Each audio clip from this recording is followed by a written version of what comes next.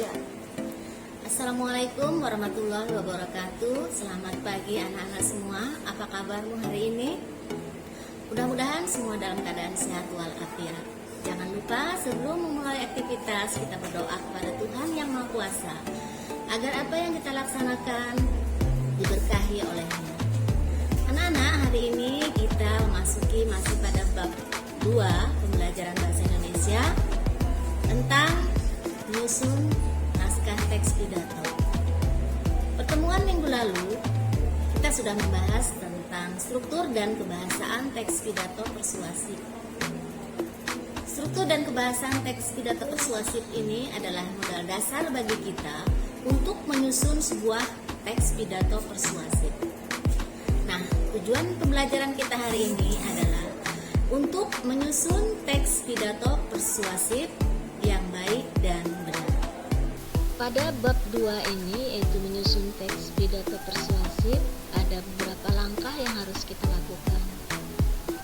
Yang pertama yaitu menentukan tema, yang kedua mendaftar pokok-pokok pidato, yang ketiga menentukan tujuan pidato persuasif, kemudian yang keempat yaitu menyusun kerangka pidato persuasif, dan yang kelima yang terakhir yaitu mengembangkan kerangka pidato menjadi sebuah teks pidato persuasif. Pada langkah pertama yaitu menentukan tema atau pokok pidato. Dalam memilih tema haruslah memperhatikan pembaca atau pendengar, baik mengenai tingkat pendidikan ataupun usia pendengar. Bahkan juga harus mengetahui keadaan demografi pendengar, misalnya pendengar dari pedesaan maupun perkotaan. Sebab ada hubungannya antara pendengar dengan tema yang akan disampaikan dalam pidato. Langkah kedua adalah mendaftar topik-topik pembicaraan. Topik adalah inti utama dari seluruh isi tulisan yang hendak disampaikan, atau lebih dikenal dengan topik karangan. Dalam mendaftar topik-topik yang relevan, kita harus memperhatikan beberapa hal. Yang pertama yaitu memilih topik yang paling dikuasai agar mudah dan lancar dalam menyampaikannya. Kemudian pilihlah topik yang akan menarik audiens. Di sini kita bisa menganalisis melalui dari usia dan wawasan serta minat pendengar. Langkah ketiga adalah menentukan tujuan pidato. Seperti kita ketahui, ada beberapa tujuan orang berpidato, bisa menginformasikan, bisa juga menjelaskan sesuatu, menghibur, atau meyakinkan pembaca. Nah, untuk teks pidato persuasif ini tidak lain tujuannya adalah untuk meyakinkan pembaca. Langkah selanjutnya adalah menyusun kerangka pidato.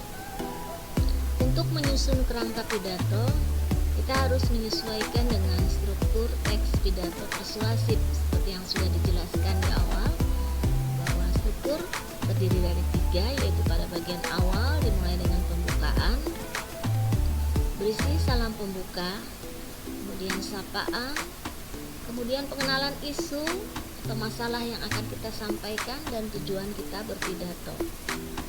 Pada bagian kedua yaitu isi pidato.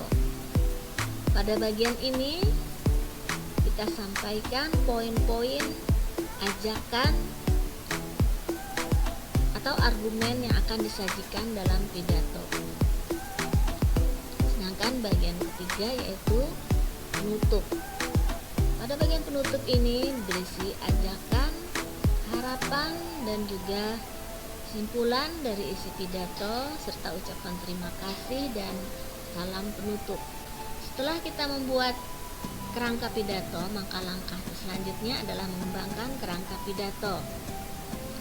Beberapa langkah yang harus kita lakukan yaitu pertama, kita menggunakan kata-kata yang tepat, kedua, menggunakan kalimat yang efektif, tiga, menggunakan pemakaian istilah-istilah yang sesuai, keempat, bisa menggunakan gaya bahasa yang kita kehendaki, yang kita sesuaikan, Kemudian, karena pidato yang kita sajikan bersifat persuasif, maka gunakan ungkapan-ungkapan untuk meyakinkan pendengar bahwa segala sesuatu yang disampaikan itu diukur berdasarkan kesesuaian dengan norma-norma yang ada di masyarakat.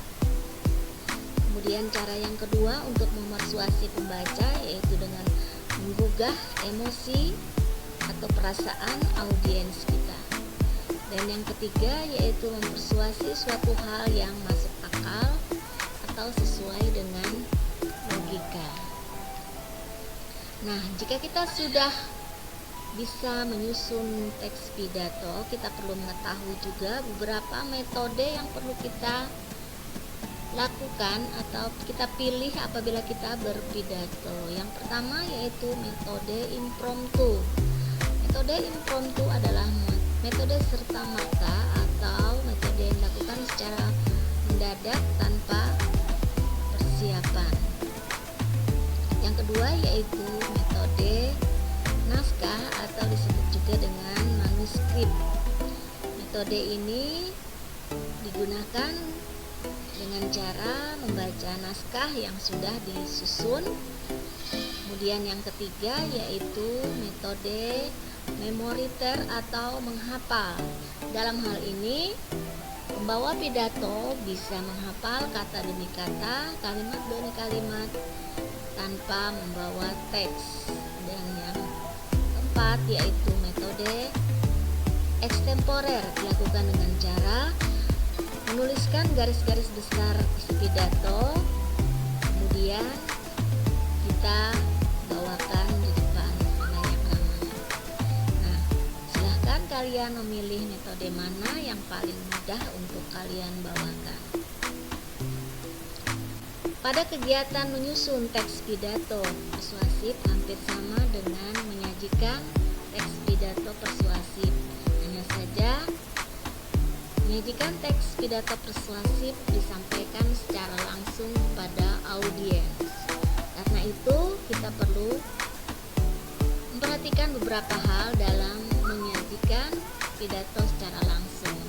Yang pertama yaitu dari aspek kebahasaannya, kita harus memperhatikan ketepatan ucapan atau lafal atau bagaimana kita mengucapkan bunyi-bunyi bahasa dengan benar. Kemudian kita bisa menempatkan tekanan, kemudian intonasi, tinggi rendahnya suara, dan yang terakhir yaitu pilihan kata. Kemudian kita juga perlu mengetahui aspek non kebahasaan, diantaranya yaitu sikap, kemudian pandangan kepada audiens, gestur dan gerakan tubuh serta mimik wajah kita. Kemudian kenyaringan suara atau volume suara itu perlu kita perhatikan. Kemudian kelancaran, dan yang terakhir adalah penguasaan topik. Nah anak-anak, demikian tadi sudah disampaikan